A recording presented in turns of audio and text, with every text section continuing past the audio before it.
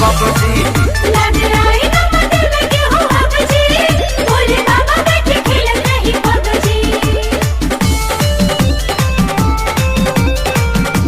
प्रेम से बोली बाबा बैजूनाथ की।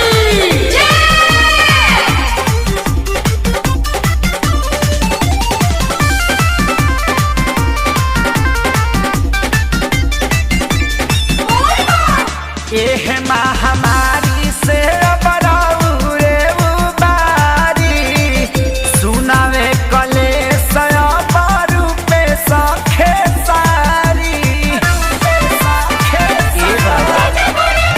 एह महामारी से बराऊ रे उबारी सुनावे कलेश पुरु पे सखे सारी। पंकज विकास देखी करल सवाल जी कहले शंकर की बारे बुरा हाल जी। तराउर दर्शन होई बाबा कब जी अरे कब जी बोली कब जी। लागे आई ना मंदिर में केहू अब जी भोले बाबा बैठी खेला कहीं कब जी।